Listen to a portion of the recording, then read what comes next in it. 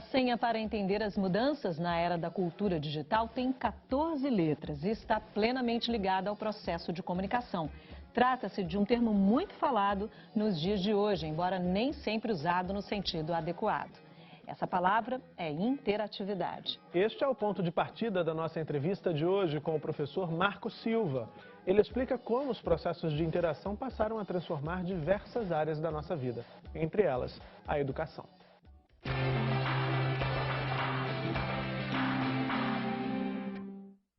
Marco, muito obrigada por nos receber hoje aqui na universidade. Vamos começar falando sobre interatividade. Hoje, quando falamos sobre cultura digital, é comum ouvir a palavra interatividade associada aos recursos das tecnologias da informação e da comunicação. Mas você, em várias entrevistas disponíveis na própria web, é um crítico da forma como essa palavra vem sendo utilizada. Por quê? De fato, em primeiro lugar, eu preciso registrar aqui uma palavra muito curiosa, que ela está em emergência por causa do espírito do tempo mesmo, né? Ou seja, que tempo? O tempo da cibercultura, era digital, era da informática, e a informática se apropriou muito bem desse conceito. Entretanto, o conceito não é um conceito de informática, é um conceito de teoria da comunicação. O que ele quer dizer? É quando a emissão e a recepção trabalham na construção da comunicação ou da mensagem, né? Porque na era dos meios de massa, meios unidirecionais, como a televisão, como o rádio, como os impressos, nós temos o controle do processo na mão da emissão, né? De quem produz a programação. E na perspectiva da interatividade, o receptor deveria ser também coautor. Só que os meios de massa não contemplam essa dinâmica, e quem é que vai contemplar isso? A web, né? Os blogs, enfim, todo mundo da internet online. Aí nós temos essa possibilidade. Por outro lado, nós temos um uso muito exagerado, né? Mercadológico, muitas vezes, dessa palavra. Eu já ouvi falar em tênis, né? Interativo, já ouvi falar em shampoo interativo, jaqueta interativo, porque ela tem um chip que pega a sua pressão arterial, a temperatura do corpo, enfim. Há diversos usos. Teatro, por exemplo, programas de TV, que vão dizer, programa X é interativo, entre depois no chat, converse com fulano Beltrano. Repare, nesse caso a TV precisará usar o recurso da web, né? Então, o que você considera como interatividade? Interatividade é o tratamento da mensagem, da construção da mensagem e do processo de comunicação na mão da emissão e da recepção. De modo que a recepção, às vezes, pode ser emissão e a emissão, às vezes, se coloca no lugar da recepção. Ambos cocriam a mensagem, ambos se responsabilizam pelo processo da informação e da comunicação, né? Agora, com a Web 2, nós temos uma enxurrada de ambientes maravilhosos, onde você tem autoria. O mais conhecido nosso, certamente, é o Wikipedia, né? Aquela enciclopédia fantástica, onde os conteúdos não estão fechados.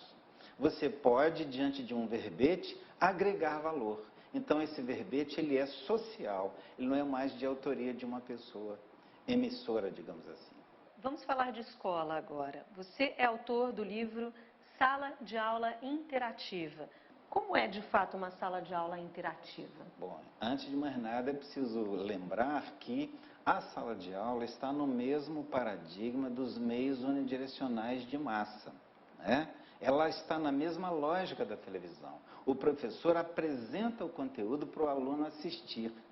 Salvo aquele professor mais inquieto, que já leu profundamente Vygotsky ou Paulo Freire, ele não vai se submeter a essa lógica, né, unidirecional. Ele vai criar debates, cocriações, participações colaborativas com o alunado. Mas, em geral, essa postura educacional mais, digamos, interativa, colaborativa, participativa, dialógica, construtivista, são várias palavras maravilhosas, mas poucos poucos professores, mesmo adeptos dessas palavras, conseguiram romper com uma cultura, que é a cultura da unidirecionalidade. Porque esses professores sempre respiraram unidirecionalidade, seja no rádio, seja no impresso, seja na TV, seja no próprio sistema de ensino, que é então a sala de aula interativa. É quando o professor, na elaboração, por exemplo, da programação, dos conteúdos, né,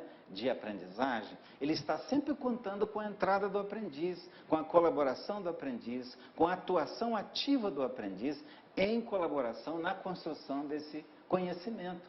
O conhecimento não será somente transferido pelo professor, ele emerge de um processo de construção já definido como socioconstrutivismo, já definido como dialógica na sala de aula. E agora vem essa palavra. Por que a importância da palavra interatividade? Para chamar a atenção de todas essas abordagens pedagógicas para um quesito especial, que é exatamente o processo comunicacional. Não basta permanecer na unidirecionalidade. O professor precisa deixar de ser o centro da cena. Repara que isso já está sendo reclamado há muito tempo. Entretanto, por que não se deu o salto? Porque não se percebeu a importância da mudança paradigmática da unidirecionalidade para a bidirecionalidade ou multidirecionalidade, que a gente vai chamar então de interatividade. Marco, estamos numa série que trata especialmente da cultura digital e hoje, no universo da educação em especial, só se fala nas inúmeras possibilidades que esses recursos tecnológicos trouxeram, mudando inclusive as formas de ensinar e de aprender.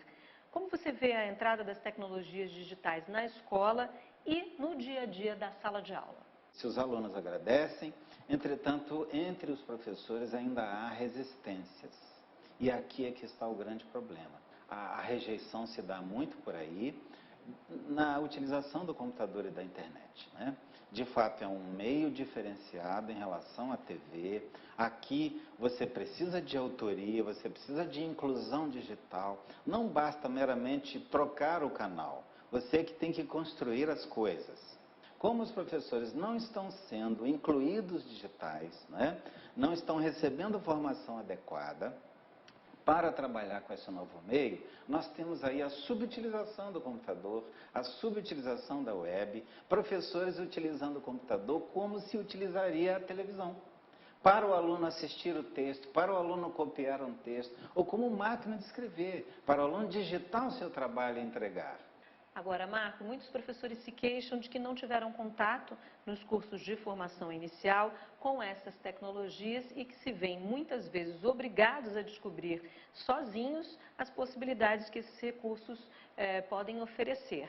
Como deve ser a formação de um professor efetivamente voltado para essa chamada cultura digital, em que muitos de seus alunos estão totalmente imersos?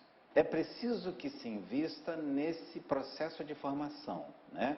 E, por outro lado, é preciso que esse processo de formação seja, de fato, letramento. Primeira coisa é ajudar o professor a entender o que é o digital. E aí ele precisa fazer a distinção de analógico e digital. Como é que a gente faz isso de um jeito fácil, para o professor entender e cair a ficha? A gente pede a ele que traga uma fotografia antiga dele ou de um parente dele, a gente digitaliza essa foto. Uma vez que ela está na tela do computador, com alguns softwares bastante conhecidos por aí, o professor pode operar com aquela imagem. Basta conhecer um pouquinho daquele software, ele opera, ele muda o nariz, ele abre o olho, ele tinge o olho, ele muda o cabelo. Isso revela para ele como que o digital permite a autoria do usuário. Ao passo que a foto, em preto e branco ou colorida, lá naquela telinha de celulose, com nitrato de prata e outras substâncias químicas, é difícil você poder operar com aquilo. Então aquilo é analógico porque é análogo ao real, substâncias químicas. Quando você passa isso para o digital, ou seja, digitaliza ali no scanner, conhecido scanner, você transforma aquela imagem em zeros e uns. E os zeros e uns ganham em plasticidade, você poder operar com ele e mudar as formas.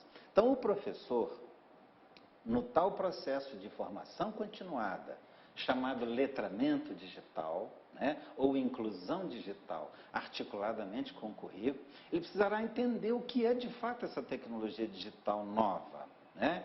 Porque ela poderá ser subutilizada, como eu disse ainda há pouco, né? Por causa de uma cultura forte da televisão. O computador pode ficar também como mais uma TV, ou como mais uma máquina de escrever. E, na verdade, se ele entende a potencialidade do digital, como ele é plástico, como ele é fluido, como ele permite a operatividade infinita com as formas e objetos, né? Simulando, criando imagens, criando textos, e os alunos todos em rede offline ou online poderão, enfim, estar aí trabalhando também. Você tem uma possibilidade fantástica de turbinar, como se fala na gíria, né? O processo da docência e da aprendizagem. Agora, Marco, por outro lado, muitos educadores receiam, por exemplo, incluir as redes sociais, que estão tão aí em pauta entre os estudantes, né, principalmente entre os jovens, incluir essas redes sociais em seus projetos por acreditar que essa medida pode desviar a atenção dos estudantes, uma vez que esses recursos permitem que você navegue por diferentes espaços, né, Claro. Especialmente conversar. Isso. Né? Como equilibrar esses conflitos durante uma atividade, por exemplo? Por que o professor é resistente? Eu insisto, primeira coisa, ele é um excluído digital, né? Ele não tem esse engajamento com o tal letramento digital, ele não percebeu as potencialidades desse novo meio, dessa nova mídia, como recurso fantástico articulado ao currículo, de modo que possa potencializar a sua docência e aprendizagem do aprendiz. Esse é o primeiro desafio, o primeiro problema, digamos assim, né? O primeiro impedimento. O segundo impedimento é que o que ele vê por aí de uso das redes sociais, ele vai ver, poxa, mas ali só se fala futilidades, banalidades, coisas pessoais, coisa do namoro, coisa do ursinho, coisa do cachorrinho. Isso não nos interessa. Ele não percebeu ainda que ele, se pudesse lançar mão desse recurso com um entendimento mais profundo dele, ou um entendimento mais profundo do que seja cibercultura, ciberespaço, com as suas potencialidades, ele poderia dar uma volta, revirar essa mesa e, inclusive, ajudar o alunado a lançar mão desses recursos para estratégias mais arrojadas, como estratégias de cibercidadania. Exemplo, você tem um Facebook, uma comunidade, no Orkut mesmo, para discutir o seu bairro, os problemas de violência, os problemas de esgoto. Um Facebook ou uma comunidade no Orkut específica para se discutir coisas cidadãs, coisas da escola, dificuldades da escola, problemas escolares, enfim, da minha cidade, do meu bairro. É possível lançar mão desses recursos. O social lançou dessa forma. Falta à escola, mas para isso ela precisa estar incluída, né?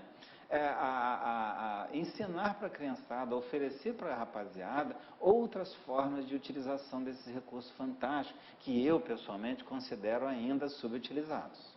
Marco, esse nosso bate-papo já está chegando ao fim, mas eu acho que tem uma questão que a gente não pode deixar de falar, que apontamos aqui muito a relação entre o professor e essas tecnologias digitais, né?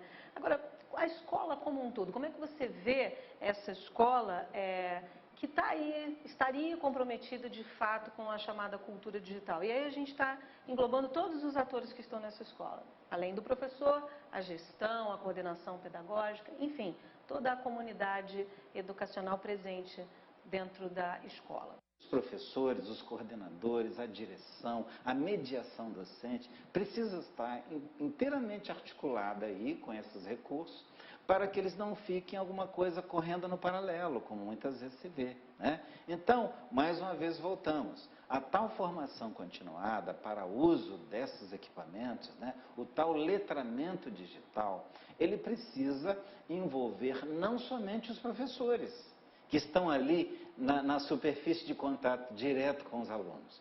É preciso envolver a direção, é preciso envolver a coordenação pedagógica, a orientação pedagógica e toda aquela equipe que está por trás do processo.